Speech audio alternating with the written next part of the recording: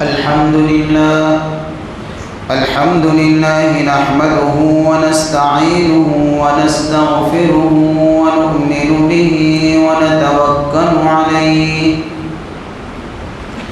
ونعوذ بالله من شرور أنفسنا ومن سيئات أعمالنا من يهده الله فلا مضل له ومن يضلله فلا هادي له ونشهد أن لا إله إلا الله وحده لا شريك له ونشهد أن سيدنا وسندنا ومولانا محمدا عبده ورسوله صلى الله تعالى عليه وعلى آله وأصحابه أجمعين أما بعد فأعوذ بالله من الشيطان الرجيم بسم الله الرحمن الرحيم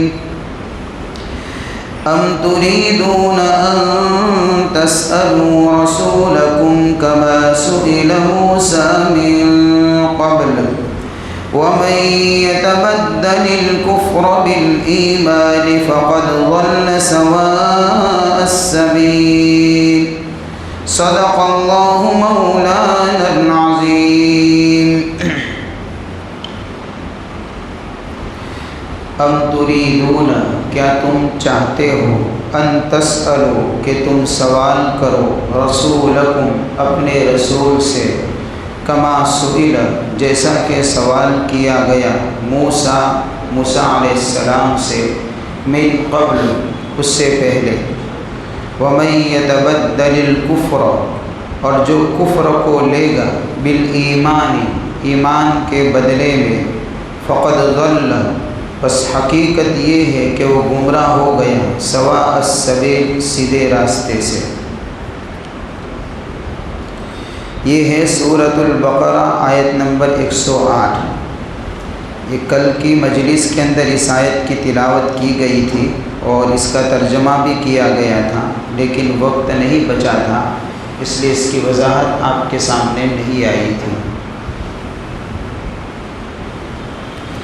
اس آیت کے اندر اللہ تعالیٰ اپنے بندوں کو اور ایمان والوں کو نصیحت کرتے ہیں ایک بات کی، وہ ہمارے لیے ہے اور ہر ایک کے لیے ہے۔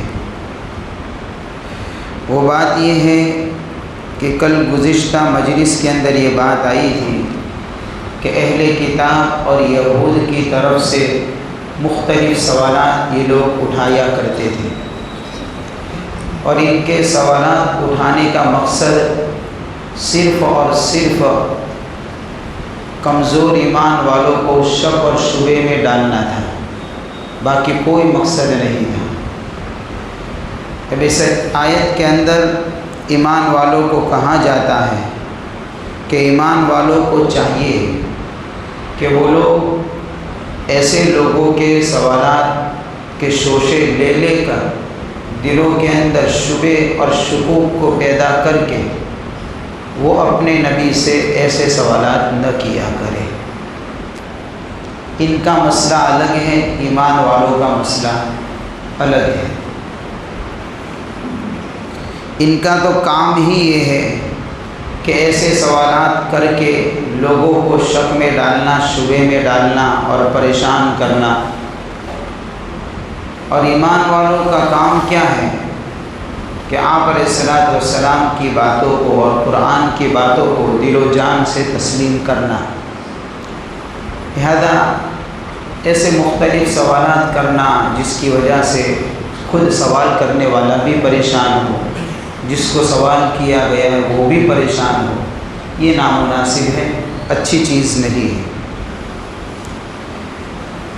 قرآن پاک کے اندر مختلف جگہوں کے اوپر ان کے سوالات کو اللہ نے نقل فرمایا ہے کہ یہ لوگ کیسے کیسے سوال کرتے تھے۔ جیسے یہود کو ہی لے لیجئے کہ یہ لوگ بھی موسیٰ علیہ السلام سے بیتوں کے سوالات کیا ہی کرتے تھے، اپنے زمانے کے نبی سے بے فائدہ سوالات کیا کرتے تھے۔ چنانچہ قرآن پاک کے اندر ہے يَسْأَلُكَ أَهْلُ الْكِتَابِ أَن تُنَزِّلَ عَلَيْهِمْ كِتَابًا مِّنَ السَّمَاءِ فَقَدْ سَأَلُوا مُوسَىٰ أَكْبَرَ مِن ذَلِكَ فَقَالُوا أَرِنَا اللَّهَ جَهْرَةً فَأَخَذَتْهُمُ الصَّاعِقَةُ بِظُلْمِهِمْ۔ یہ ایک سوال میں نے ذکر کیا، وہ آپ سے یعنی کہ قرآن کہہ رہے ہیں آپ علیہ الصلوۃ والسلام کو مخاطب ہو کر کے ہمارے حبیب صلی اللہ علیہ وسلم وہ آپ سے اس بات کا سوال کرتے ہیں کہ قرآن ایک ساتھ میں آپ کو کیوں نہیں دیا گیا؟ اب یہ کوئی سوال ہے؟ ایک ساتھ میں کیوں نہیں دیا گیا؟ یہ کوئی سوال نہیں ہے، لیکن وہ کرتے ہیں سوال، لیکن پریشان ہونے کی ضرورت نہیں ہے کہ کیوں؟ فَقَدْ سَأَلُوا مُوسَىٰ أَكْبَرَ مِن ذَلِكَ، اس قوم نے تو موسیٰ علیہ السلام سے اس سے بھی بڑے بڑے سوال کیے ہیں۔ ہاں، ان کے سوالات جو موسیٰ علیہ السلام سے ہوئے وہ تو اس سے بھی بڑے خطرناک سوال تھے۔ کیا سوال تھے؟ جیسے قرآن کہتا ہے فَقَالُوا أَرِنَا اللَّهَ جَهْرَةً، کہ ہم اللہ کو اس وقت مانیں گے جب اللہ کو ہم اپنی آنکھوں سے دیکھ لیں گے۔ اس لیے آپ اللہ دکھائیے کہاں پر ہے۔ اب ایسے ایسے سوالات اس قوم نے موسیٰ علیہ السلام سے کیے، نتیجہ کیا ہوا؟ فَأَخَذَتْهُمُ الصَّاعِقَةُ بِظُلْمِهِمْ، ان کے غلط سوالات کرنے کی وجہ سے اللہ کی پکڑ آئی اور بجلی نے پکڑ دیا، ان کے ظلم کرنے کی وجہ سے، ان کے گناہوں کی نحوست کی وجہ سے۔ غلط سوال کا انجام غلط ہوا کرتا ہے، اس لیے ایسے بے تکے سوال نہیں کرنے چاہیے۔ یا مثال لے لیجئے کہ جب بنی اسرائیل کے اندر ایک آدمی کا قتل ہو گیا اور قاتل کے بارے میں جب ان کو راستہ دکھایا گیا کہ ایک گائے ذبح کرو، جو واقعہ ہے پہلے پارے کے اندر اس کی تفسیر ہو چکی ہے، تو ان کو گائے ذبح کرنے کا کہاں گیا، تب یہ لوگ سوالات پر اتر گئے۔ تلاش کرنا ہے قاتل کو اور سوال کرتے گائے کے بارے میں۔ جب ان کو کہاں گیا کہ بھائی گائے ذبح کرو اور اس کے گوشت کا ٹکڑا لے کر قاتل کو لگا دو، وہ قاتل خود زندہ ہوگا اور جس نے قتل کیا ہے وہ اس کا نام بتائے گا۔ بس اتنا تھا ان کا مسئلہ، اس کے اوپر عمل کرنا تھا ان کو۔ انہوں نے کیا کرا؟ انہوں نے جو ہے جب گائے ذبح کرنے کی بات آئی تو پھر پوچھا وہ کیسی ہونی چاہیے، تو پھر اللہ تعالیٰ نے اس کا جواب دیا ایسی ہونی چاہیے۔ ایک سوال ہوا، پھر بھی اچھا تھا، اگر اتنی بات ہوتی تو کام کر جاتے، بھائی اپنا کام پورا کرو، لیکن پھر نہیں سوجھی تو پھر دوسرا سوال کر دیا کہ وہ گائے کا رنگ کیسا ہونا چاہیے، تو رنگ کے بارے میں سوال کر دیا، تو پھر اللہ تعالیٰ نے اور زیادہ مشکل بنا دیا ان کے لیے مسئلہ کہ بھئی چمکتی دمکتی ہونی چاہیے نا، دبے وبے گائے پر ہونے نہیں چاہیے، کوئی دیکھے نہیں تو اس کو لگے کہ بھئی یہ بھی ایک گائے ہے، یوں، کیونکہ تم نے سوال کیا ہے تو برداشت کرو تم بھی۔ تو پھر تلاش کرنے کے لیے نکلے تو ایسی گائے تو کہاں سے لائیں گے، تو پھر تیسرا سوال کیا کہ تھوڑی اور کچھ وضاحت ہو جائے تو اچھا نہیں، وہ چمکتی گائے یعنی کیسی ہونی چاہیے، تو پھر اللہ نے ایک شرط اور لگا دی کہ دیکھو ایسی چمکتی گائے ہونی چاہیے اور وہ کوئی کھیتی بیتی نہ کرتے ہیں نا، بالکل تازی اور تگڑی ہونی چاہیے، اس سے ہل چلانے کا کام نہ لیا گیا ہو، ایسا تلاش کر کے لاؤ۔ اب اتنے پریشان ہو گئے تھے انہوں نے خود نے سوال کیا اور خود سوال کر کے خود پھنس گئے، تو بھئی ایسا کام کیوں کرے کہ خواہ مخواہ ایسے بیجا اور فضول سوال کرنا کہ ان سوالوں کے جوابات اگر دے دیے جائے تو سوال کرنے والا خود پریشان ہو جائے، تو بہتر یہ ہے کہ جو کہا جائے اس کے اوپر عمل کر لیں۔ اب اس گائے کو تلاش کرنے گئے تو بہت دیر کے بعد ان کو ایک گائے ملی تھی ایسی جو ان کے سارے شرائط پورے کرتے تھے۔ بھاؤ پوچھا کہ کیا بھاؤ، کہ جتنا گائے کا وزن ہے اتنا سونا دے دو۔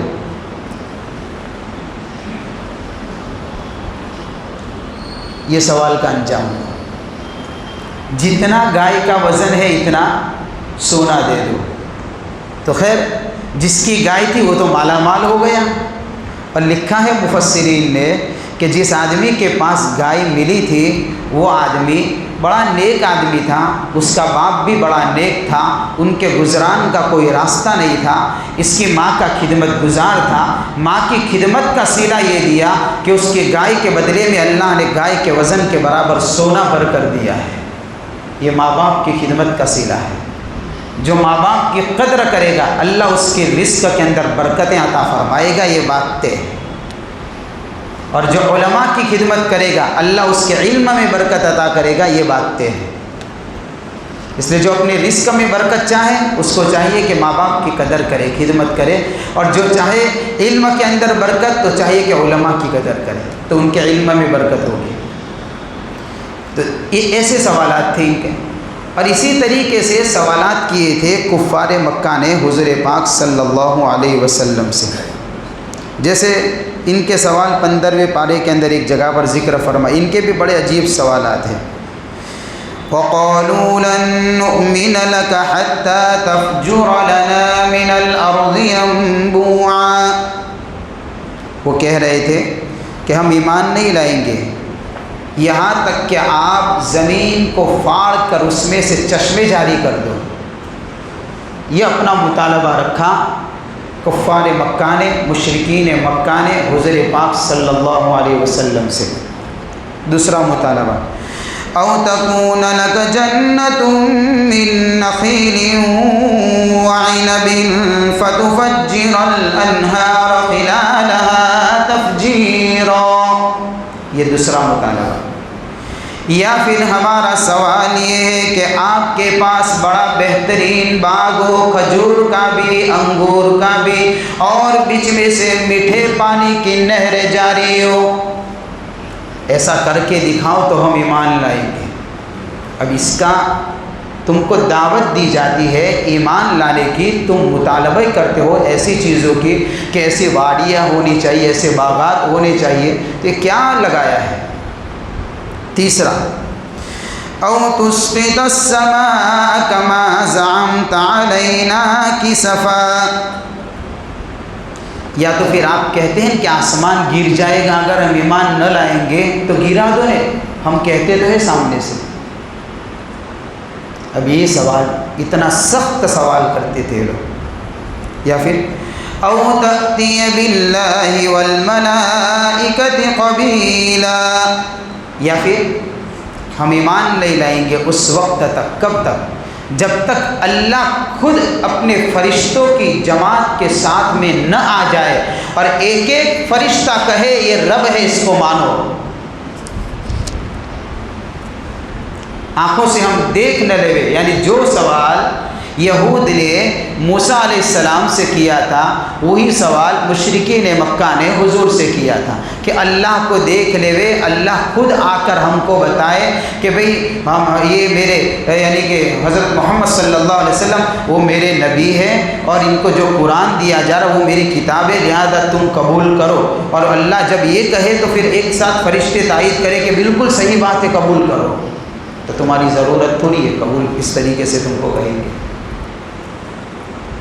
یا پھر او یکون لک بیت من زخرف، ہم ایمان نہیں لائیں گے اس وقت تک جب آپ کے پاس کوئی سنہرا مکان نہ ہو جائے۔ سونے کا مکان چاہیے آپ کے پاس، آپ کا ہم سونے کا مکان دیکھیں گے تو ہم سوچ لیں گے کہ بھئی آپ نبی ہے، اتنا قیمتی مکان بنایا ہے۔ یا پھر او ترقی فی السماء، یا پھر ہم ایمان نہیں لائیں گے اس وقت تک جب تک آپ خود آسمان پر چڑھ کر نہ آ جائے، ہمارے سامنے آسمان پر جائیے، چڑھیے۔ یا پھر وَلَن نُؤْمِنَ لِرُقِيِّكَ حَتَّى تُنَزِّلَ عَلَيْنَا كِتَابًا نَقْرَأُهُ، اور جب آپ آسمان پر جائیں تو آپ آسمان پر جانے کے بعد جب ریٹرن آئے تو کتاب لے کر آئے، ہم اس کو پڑھیں گے۔ تب تک ہم ایمان لائیں گے نہیں۔ تو اللہ تعالیٰ کیا فرماتے ہیں آگے؟ قُلْ سُبْحَانَ رَبِّي هَلْ كُنْتُ إِلَّا بَشَرًا رَسُولًا، اے میرے محبوب صلی اللہ علیہ وسلم ان دشمنوں کو کہہ دیجئے، مشرکین مکہ کو کہہ دیجئے میرے رب کی ذات پاک ہے، ہر مطالبہ تمہارا پورا نہیں کیا جائے گا، ایک بات ایمان قبول کرو، اس میں تمہاری بھلائی ہے۔ مسئلہ رہا میرا یعنی حضور پاک صلی اللہ علیہ وسلم کا، تو اللہ کے نبی صلی اللہ علیہ وسلم نے کیا فرمایا؟ میں تو ایک انسان ہوں، رسول ہوں، کوئی فرشتہ نہیں ہوں کہ آنن فانن تمہارے سارے مطالبے میں پورے کر دو۔ ہاں یہ سوالات کیے، اتنے بے تکے سوالات کیے، یعنی سارے کے سارے سوال اس لیے کیے تھے کہ ان کو ایمان لانا نہیں تھا۔ حضرت صالح علیہ السلام سے ان کی قوم نے سوال کیا کہ ہم آپ کو نبی اس وقت مانیں گے جب آپ پہاڑ میں سے اونٹنی نکال کر ہم کو دکھائیں۔ یہ سوال بھی قرآن کے اندر ہے۔ تو حضرت صالح علیہ السلام نے بطور معجزے کے اللہ تعالیٰ نے اپنی قدرت سے پہاڑ میں سے اونٹنی نکالی، وہ اونٹنی بھی گھابن اونٹنی تھی، پہاڑ میں سے اللہ نے نکال کر دکھائی۔ اور ایک بات یاد رکھیے، نبی سے جب کسی معجزہ کا مطالبہ کیا جائے اور یہ کہا جائے کہ آپ اس کو یعنی کہ ہم کو کوئی معجزہ دکھائیے ہم ایمان قبول کریں گے، اگر نبی نے ان کے سامنے والوں کے مطالبے کے مطابق، ان کے سوال کے مطابق کوئی معجزہ دکھا دیا اور ایمان نہ لائے تو فوراً اللہ کی پکڑ آتی ہے، پھر فوراً اللہ کا عذاب آتا ہے۔ چنانچہ حضرت صالح علیہ السلام نے اونٹنی پہاڑ میں سے نکال دی، ان کی قوم نے کیا کیا؟ اونٹنی کے پیر کاٹ دیے، اللہ نے 3 دن میں پوری قوم کو تباہ اور برباد کر دیا۔ یہ مرضی کا مطالبہ کیا اور ایمان لانے کی اس کے یعنی کہ اس سے کیا، پھر بھی مانے نہیں۔ جب اللہ نے ان کے مطالبے کو پورا کیا ہے پھر بھی یعنی کہ راہ راست سے ہٹے ہوئے، بلکہ اور زیادہ بدتمیزی پر اتر آئے کہ اللہ کا یہ معجزہ تھا اونٹنی، اس کی قدر کرنی چاہیے تھی، تو اس کی جگہ کے اوپر انہوں نے اونٹنی کے پیر ہی کاٹ دیے۔ اس کا ذکر اللہ نے 19ویں پارے میں اور دیگر پاروں میں بھی کیا ہے۔ یہ سوالات ہیں ان کی طرف سے، تو اللہ تعالیٰ فرماتے ہیں ام تريدون ان تسألوا رسولکم، کیا تم چاہتے ہو کہ تم اپنے رسول سے سوال کرو؟ کما سئل موسیٰ من قبل، جیسے موسیٰ علیہ السلام سے اس سے پہلے سوال کیے گئے، تو ایسے سوال لے کر اپنے حبیب صلی اللہ علیہ وسلم کی خدمت میں نہ آیا کرو۔ غزوہ حنین کے موقع کے اوپر صحابہ نے بڑی عجیب بات دیکھی۔ کفار مکہ کو دیکھا کہ ایک درخت ہے، اس کے اوپر اپنے ہتھیار لٹکاتے ہیں اور اپنے ہتھیار اس سے لگاتے ہیں، متبرک سمجھ کر، درخت کو برکت والا سمجھ کر۔ ہم بھی کچھ ایسے کام کیا کرتے کبھی کبھار، پتہ نہیں ہم کس کس سے ہاتھ لگا دے ہوئے ملا دے ہوئے گلے مل جاتے ہیں، کبھی کبھار پاگل سے بھی مل جاتے ہیں۔ بھائی کیوں؟ کہ یہ تو بزرگ آدمی لگتا ہے، جس کے جسم پر کپڑے نہیں ہوتے ہیں، اس کو مستان کا نام دے کر اس کو گلے لگا دیتے ہیں اور اپنا ہاتھ پھیر دے، بھائی کیا ہے؟ مبارک آدمی ہے۔ یہ اندھ بھکتی ہے ہماری، اسی کو کہیں گے اندھ بھکتی۔ ایسا نہیں کہ کسی اور قوم میں، ہمارے اندر بھی ہے ایسے۔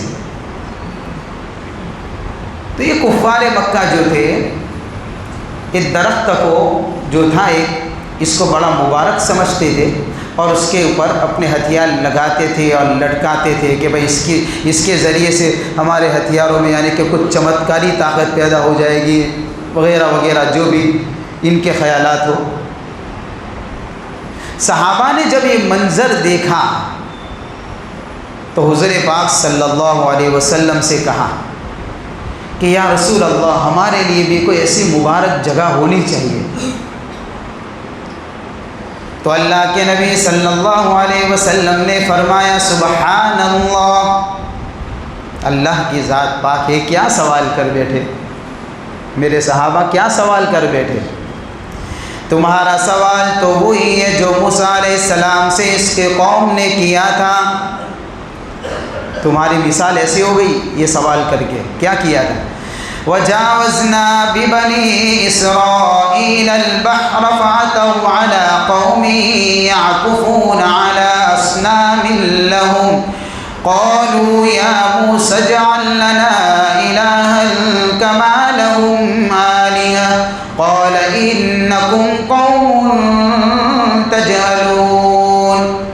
جب اللہ تعالیٰ نے حضرت موسیٰ علیہ السلام کی قوم کو سمندر کے پار لگا دیا، فرعون سے نجات عطا فرمائی، اتنی بڑی مدد دیکھی تھی اس قوم نے آنکھوں سے۔ پیچھے فرعون کا لشکر ہے اور اللہ نے اس قوم کو سمندر پر راستے بنا کر چلایا ہے، اور ایک راستہ نہیں تھا۔ موسیٰ علیہ السلام کی قوم کے اندر 12 قبیلے تھے، ہر قبیلے کا راستہ اللہ نے الگ بنایا تھا تاکہ ظالم فرعون سے اس بنی اسرائیل کو نجات ملے۔ قدم قدم کے اوپر خدا کی قدرت کی نشانیوں کو دیکھا، اللہ کی مدد کو دیکھا۔ اللہ فرماتے جب اس قوم نے سمندر کو پار کیا، ایک جماعت کو دیکھا جو بتوں کے سامنے سجدہ کر رہی ہے، بت کے سامنے سجدہ ریز پڑا ہوا دیکھا۔ کس نے؟ بنی اسرائیل نے دیکھا کسی اور جماعت کو سمندر کے اس پار۔ تو ابھی تو سمندر پار کر کے آئے ہیں، رب کی نصرت آنکھوں سے دیکھ کر آئے ہیں، ابھی تو پار کیے سمندر کی دیر نہیں ہوئی ہے، فوراً بول اٹھے، کیا کہا؟ قالوا یا موسیٰ اجعل لنا الہا کما لہم آلہہ، اے موسیٰ علیہ السلام جیسے اس قوم کا ایک معبود ہے ہمارا بھی تو ہونا چاہیے، بنا دیجیے ایسا کوئی معبود جو ہم کو نظر آئے، ہم اس کے سامنے جھکے اور اس کو یعنی کہ ہمارا مشکل کشا سمجھے، حاجت روا سمجھے، اور پتہ نہیں اس کے سامنے اپنی ضروریات رکھے، اپنی پریشانیاں رکھے، اپنی مصیبتیں رکھے، اور وہ معبود ہماری تکلیفوں کو، پریشانیوں کو اور مصیبتوں کو دور کرے۔ تو حضرت موسیٰ علیہ السلام نے کیا فرمایا؟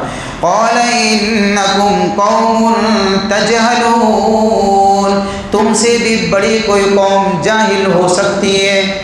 اتنے بڑے جاہل، یا اللہ نے سمندر پار کروایا ہے، رب کی نصرت کو دیکھا ہے، خدا کی قدرت کو دیکھا ہے، اپنے دشمن کو آنکھوں سے سمندر میں غرق ہوتے ہوئے دیکھا ہے، اس ظالم کے ظلم سے اللہ نے نجات عطا فرمائی ہے۔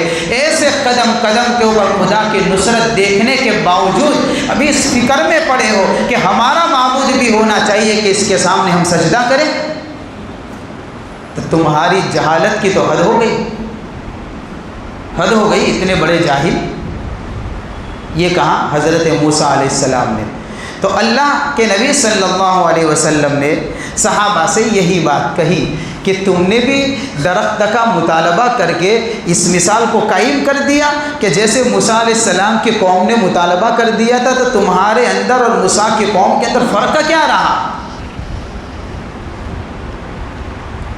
ایسی چیزوں کے اندر تبرکات نہیں ہوا کرتے، اور یہ سوچ دین نہیں بناتا، یہ سوچ قرآن نہیں دیتا، یہ سوچ ایمان نہیں بناتا ایمان والوں کی،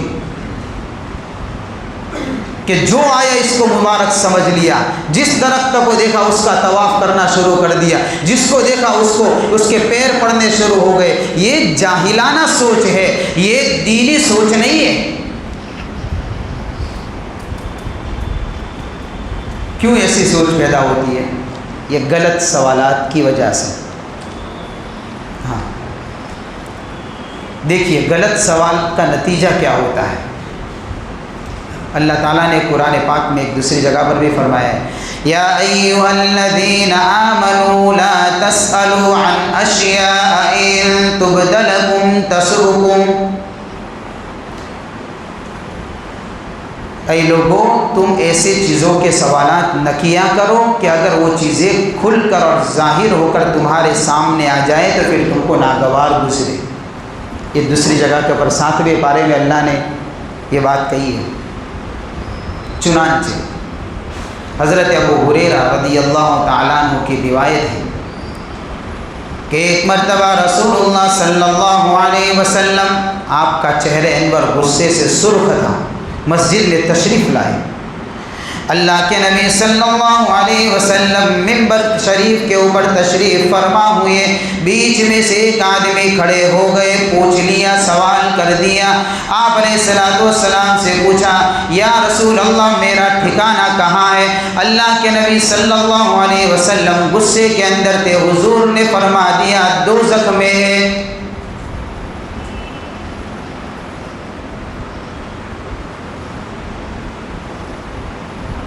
ہاں کیا کہہ دیا؟ دوزخ میں۔ اب ظاہر سی بات ہے یہ تو حضور کا جواب ہے، تو سوال ہی پیدا نہیں ہوتا۔ پھر کسی اور نے پوچھا، اللہ کے نبی صلی اللہ علیہ وسلم سے پوچھا، یا رسول اللہ میرا باپ کون ہے؟ تو اللہ کے نبی نے ایک آدمی کا نام دے دیا، جا تیرا باپ یہ ہے۔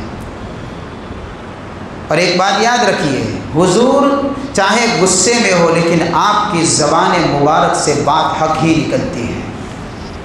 اس لیے کوئی یہ نہ سمجھے کہ جس کا نام دیا ہے وہ اللہ کے نبی نے غصے میں دے دیا ہوگا، نہیں، یہ بھی حق نکلا ہے، ہمارا تو ایمان ہے۔ حضرت عمر رضی اللہ تعالیٰ عنہ مجلس میں تشریف فرما تھے، دیکھ لیا آپ کا چہرہ انور غصے کی وجہ سے سرخ ہو چکا ہے۔ حضرت عمر رضی اللہ تعالیٰ عنہ فوراً کھڑے ہو گئے اور ایک دعا پڑھی۔ یہ دعا ہم کو بھی پڑھنی چاہیے، صبح شام 3 مرتبہ پڑھے، بڑے مبارک دعا ہے۔ رضیت باللہ ربا وبالاسلام دینا وبمحمد النبی صلی اللہ علیہ وسلم۔ یہ دعا پڑھی حضرت عمر رضی اللہ تعالیٰ عنہ ہی تھے اس مجلس کے اندر جو حضور کے غصے کو کنٹرول کر سکتے تھے، اور آپ علیہ الصلوۃ والسلام کے ایسے جلال کے سامنے عمر ہی کھڑے ہو سکتے تھے تاکہ آپ علیہ الصلوۃ والسلام کا مبارک غصہ ٹھنڈا ہو جائے۔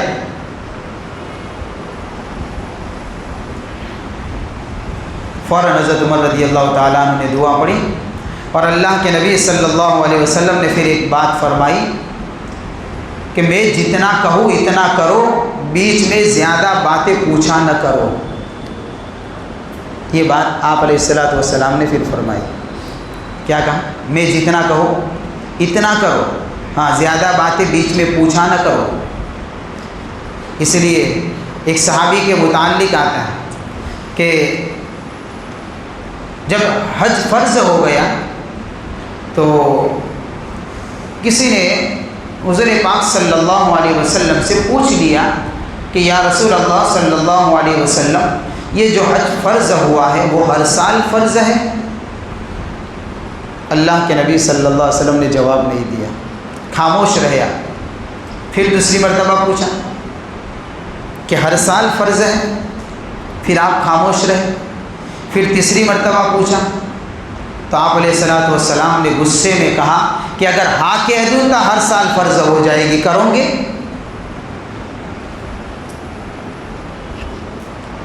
یہ غصے میں جملہ کہا اللہ کے نبی نے کہ اگر ہاں کہہ دوں گا تو حج کرنا ہر سال فرض ہو جائے گا، تمہاری طاقت ہے، کرو گے؟ جتنا کہے اتنا کرو، بیجا اور فضول سوالات نہ کیا کرو۔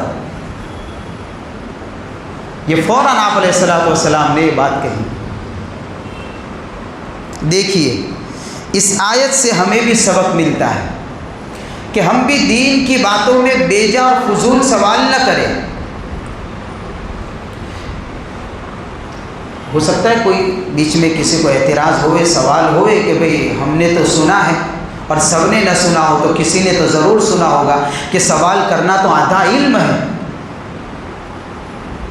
اب یہاں تو سوال سے ہی روکا جا رہا ہے، تو کیا پوچھے اور کیا نہ پوچھے؟ تو کہ جس سوال کے بارے میں کہا ہے کہ السوال نصف العلم کہا ہے کہ سوال آدھا علم ہے، وہ ایسے سوال کے بارے میں ہے جس سوال کے اوپر کوئی آدمی کوئی شریعت کا کوئی حکم معلوم کرنا چاہے تو یہ سوال کرے، کوئی دینی اور علمی بات معلوم کرنا چاہے تو ایسا سوال کرے۔ ایسے سوالات آدھا علم ہے، فضول سوال کے بارے میں نہیں کہا کہ آدھا علم ہے۔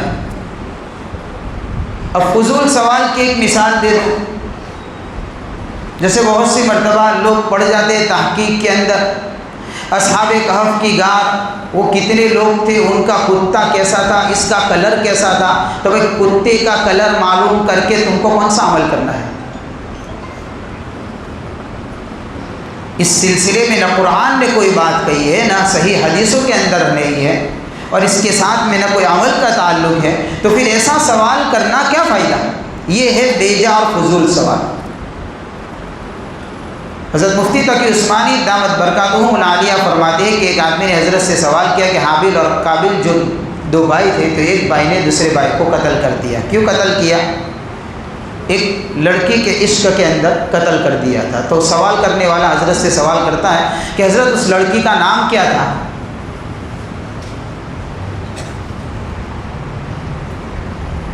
کیا مطلب ہے اس کا؟ اس لڑکی کا نام کیا تھا؟ اس سے کیا مطلب ہے؟ یہ ہے فضول سوال۔ حضرت تھانوی رحمۃ اللہ علیہ کو ایک آدمی نے کسی شریعت کے حکم کے بارے میں پوچھا کہ حضرت یہ حکم حرام یا حلال جو بھی پوچھا ہو ایسا کیوں ہے؟ تو حضرت تھانوی رحمۃ اللہ علیہ نے فرمایا کہ ایک سوال کا جواب تو دے تو تیرے سوال کا جواب میں دے دیتا۔ کہ جی حضرت، کہ سوال یہ ہے کہ اللہ نے تیری ناک کو سامنے کیوں لگایا ہے؟ اس کا جواب تو دے دے تو تیرے سوال کا جواب میں دے دوں گا۔ تجھے پتہ چل گیا کہ یہ حکم حرام ہے یا حلال ہے تو کام کر تیرا۔ ہر حکم کے پیچھے ایسا کیوں ہے، ایک کیوں سمجھ میں آئے گا تو ہی عمل کریں گے۔ کیوں والا سوال نہیں ہونا چاہیے۔ صحابہ کے سوالات کیوں والے نہیں ہوا کرتے تھے، کیا والے ہوا کرتے تھے۔ صحابہ آپ علیہ الصلوۃ والسلام سے سوال کرتے تھے تو پوچھا کرتے یا رسول اللہ اس چیز کا حکم کیا ہے، یعنی حلال ہے، حرام ہے، جائز ہے، ناجائز ہے، اس کا ثواب کتنا ہے، اس عمل کا یعنی کہ کیا ثواب ہے، وغیرہ وغیرہ۔ تو کیا والے سوال ہوا کرتے تھے۔ صحابہ یہ سوال نہیں کرتے تھے کہ آپ علیہ الصلوۃ والسلام نے کوئی بات ارشاد فرما دی تو صحابہ پوچھتے ہو یا رسول اللہ ایسا کیوں ہے۔ صحابہ کی زندگی میں اور اس تاریخ کے اندر اور احادیث کے اندر یہ کیوں والا سوال نظر نہیں آئے گا۔ کیا والے سوال تو نظر آئیں گے، اس لیے کہ کیا والے سوال وہ علمی اور شرعی اعتبار سے احکام معلوم کرنے کے لیے ہوا کرتے، کیوں والے سوال صرف خواہ مخواہ شوشے چھوڑنے کے لیے ہوا کرتے۔ اس لیے حضرت مفتی شفیع صاحب رحمۃ اللہ علیہ نے بڑی عجیب بات لکھی ہے۔ کون کرتا ہے ایسا سوال؟ یہ کیوں والے سوالات وہی لوگ کرتے ہیں جن کے دلوں میں اللہ کے حکم کی اور اللہ کی عظمت نہیں ہے، اللہ کی محبت نہیں ہے اور اللہ کے حکم کی عظمت نہیں ہے، تو پھر وہ لوگ ایسے سوالات کیا کرتے ہیں۔ اس لیے کہ قانون ہے کہ جس آدمی کو جس سے محبت ہوتی ہے تو محبت اور عقیدت کے اندر سامنے والا جو کچھ بھی کہتا ہے وہ اس کی بات کو ایکسیپٹ کر لیتا ہے، قبول کر لیتا ہے، پھر پوچھتا نہیں بھائی آپ نے ہم کو ایسا کیوں کہا۔ کوئی بھی پوچھے گا نہیں بھائی اتنا بڑا آدمی ہے، اس سے ہمارا دل سے لگاؤ، اس نے کہا ہے، بات ختم ہو گئی، یہ کام کر دیں گے ہم، یہی ہوتا ہے۔ تو اگر اللہ سے محبت دلوں کے اندر مضبوط ہو اور اللہ کے احکامات کی عظمت زندگیوں میں ہو تو جو حکم سامنے آئے گا وہ بندہ اس حکم کو فوراً پورا کرنے کے لیے کھڑا ہو جائے گا، پھر اس کے اندر چیوں چاں کرے گا نہیں، یہ کیوں والے سوالات کھڑے نہیں کرے گا۔ جیسے بچہ ہوتا ہے اور نوکر ہوتا ہے، کوئی باپ نے اپنے بیٹے سے کہا، بچے سے کہا کہ بیٹا یہ کام کر دو، اب بچہ باپ سے پوچھتا ہے کیوں کروں؟ کہ کوئی سوال ہوا کیوں کروں؟ بھائی تمہارے ابا نے کہا تم یہ کام کر دو، بات ختم کرو۔ اب تم کو ضرورت کیا ہے پوچھو کہ بھئی یہ کیوں کروں، کیسے کروں، یہ باپ اور بیٹے کے رشتے کے اندر کیوں والے سوالات آیا کرتے ہیں بیچ میں. یہ بیجا سوال ہے، فضول سوال ہے. ایسے ہی کسی آدمی نے اپنے نوکر سے کہا کہ جاؤ بازار جا کر ہمارے لیے اتنی چیزیں لے کر آؤ. نوکر نکلا، راستے میں سے واپس آیا. شیخ جی کیوں لاؤ؟ تو شیخ بھی کیا کہے کہ تو چھوٹا ہو جا پہلے، میں دوسرا نوکر رکھ لیتا ہوں. تیرا کام ہے میرا کام کرنا، کیوں لاؤ، تجھے ضرورت کیا ہے پوچھنے کی. یہ ہے بیجا اور فضول سوال ہے. 3 قسم کے سوال ہرگز نہ کرے.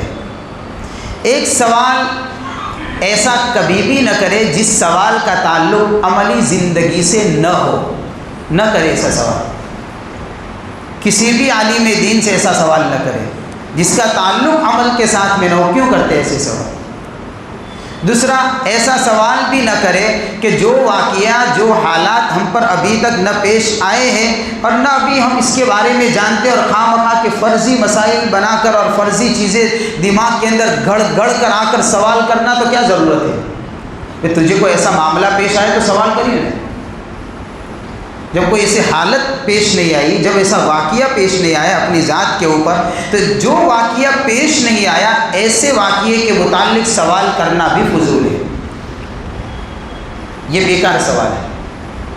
اس طریقے سے کبھی تیسرا ایسا سوال بھی نہ کرے کہ بھئی کسی چیز کے بارے میں پتہ چل گیا کہ یہ چیز حرام ہے، تو اب یہ سوال نہ کرے کہ کیوں حرام ہے، اس نیت سے کہ اگر اس کی حکمت اور مصلحت پتہ چلے گی مجھے تو ہی میں عمل کروں گا، اور اگر مجھے سمجھ میں نہیں آئے گی حکمت تو میں عمل ہی نہیں کروں گا. تو ہر چیز کی حکمت سمجھ میں آوے ضروری نہیں ہے. ہمارے بھیجے بہت تھوڑے ہیں.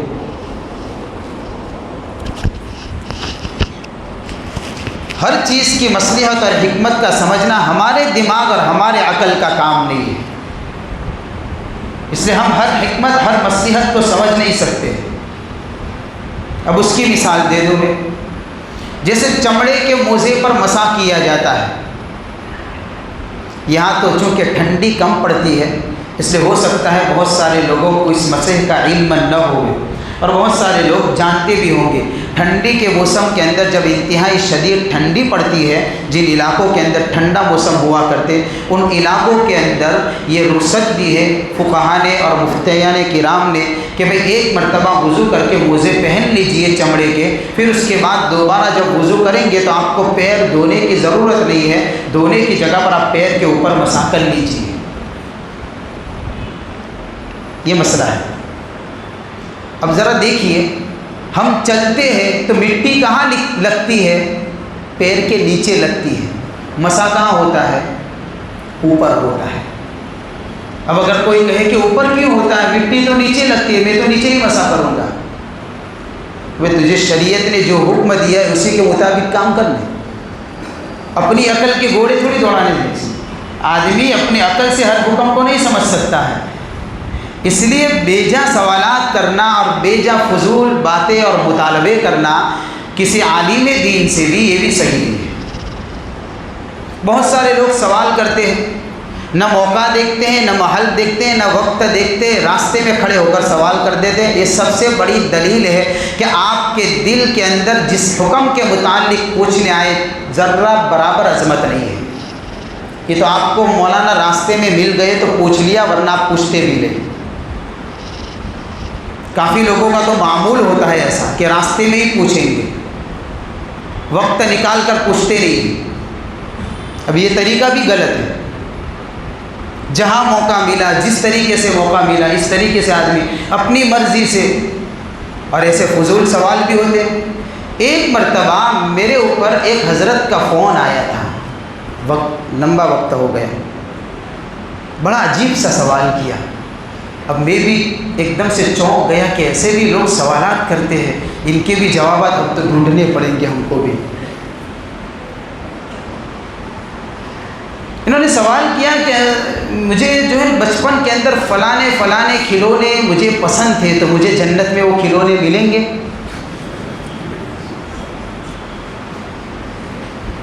اب میں بھی کیا جواب دے سکتا ہوں. میں نے کہا بھائی آپ کے کھلونے تو دنیا کے ہیں، اب دنیا کے کھلونے کو جنت سے کہاں مقابلہ کرتے ہو؟ اس کو چھوڑو، دوسرا میں کیا کہوں گا بھائی، یہ کوئی سوال ہے؟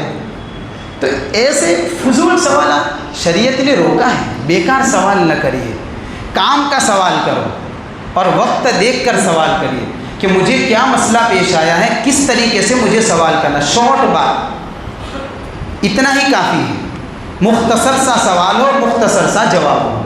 ایک سوال کو بار بار دہرانا یہ بھی طریقہ غلط ہے، جواب مل جانے کے بعد بھی وہی سوال، میں نے یہ سوچا تھا، گھما پھرا کر سوال کرنا۔ بہت سارے لوگ سوال گھما پھرا کر کرتے ہیں، اس لیے کرتے ہیں کہ کہیں اس کے اندر ناجائز کا مسئلہ نہ جائے، تو اس کا جائز راستہ تلاش کرنے کے لیے گھما پھرا کر سوال کرتے ہیں، تو یہ طریقہ بھی غلط ہے، یہ بھی نہیں ہونا چاہیے۔ تو یہ ساری یہ سمجھنے کی چیزیں ہیں۔ دیکھو قرآن بھی نصیحت کر رہا ہے کہ انہوں نے بھی رسولوں سے اور اس طریقے سے یعنی کہ ایسے بیجا اور فضول سوال کیے تو کیا نتیجہ نکلا کہ انہوں نے خود نے نقصان اٹھایا۔ تو ہم بھی اس طریقے سے بیجا اور فضول سوال کسی عالم دین سے ہرگز نہ کریں، اپنے کام کی بات پوچھے اور کام کا سوال کریں۔ نتیجہ کیا ہوگا پھر؟ وَمَن يَتَبَدَّلِ الْكُفْرَ بِالْإِيمَانِ فَقَدْ ضَلَّ سَوَاءَ السَّبِيلِ۔ نتیجہ یہ ہوگا پھر ایسا سوال کریں گے جس کا جواب نہیں ملے گا، دل کے اندر شکوک پیدا ہوں گے، شبہات پیدا ہوں گے، نتیجہ یہ نکلے گا کہ کفر کو ایمان کے بدلے میں سودا کر دیں گے۔ راستے سے آدمی بھٹک جاتا ہے بہت سی مرتبہ، غلط سوالات کی وجہ سے صحیح راستے سے ہٹ جایا کرتا ہے، اور ایسا ہوا ہے۔ ایمان کو کفر کے بدلے میں بیچ دینا، بدل دینا، یہ کتنا بڑا جرم ہے۔ یہ سودا کبھی بھی نہیں ہو سکتا ہے، جان کا سودا تو ہو سکتا ہے، ایمان کا سودا کبھی نہیں ہو سکتا ہے۔ اس لیے اس کو یاد رکھیں کہ ایسے بیجا فضول سوالات کے اندر یہ چیز، اس چیز کا نقصان ہو سکتا ہے۔ أَلَمْ تَرَ إِلَى الَّذِينَ بَدَّلُوا نِعْمَةَ اللَّهِ كُفْرًا وَأَحَلُّوا قَوْمَهُمْ دَارَ الْبَوَارِ۔ قرآن کہہ رہا ہے کیا آپ نے نہیں دیکھا ایسے لوگوں کو جنہوں نے اللہ کی نعمت کو بدل دیا؟ اللہ کی نعمت کا مطلب یہ ہے کہ جو ایمان اللہ نے دیا تھا اس کو بدل دیا۔ کس سے بدل دیا؟ کفر کے بدلے میں بدل دیا، کفر اختیار کر دیا، ایمان چھوڑ دیا۔ تو نتیجہ کیا نکلا؟ وَأَحَلُّوا قَوْمَهُمْ دَارَ الْبَوَارِ، ایسے لوگوں نے اپنی قوم کو تباہی کے گھر کے اندر لا کر کھڑا کر دیا۔ یہ نقصان ہوتا ہے پھر کہ آدمی کو ایمان کا سودا کرنا پڑ جاتا ہے پھر۔ اس لیے بچیں، ایسے سوالات نہ کریں۔ بڑی بہترین تعلیم دی ہے اس آیت کریمہ کے اندر، سمجھنے کی ضرورت ہے۔ موقع محل کو دیکھتے ہوئے علماء دین سے بھی اپنے مسائل کو سامنے رکھتے رہے۔ اللہ تعالیٰ عمل کی توفیق عطا فرمائے۔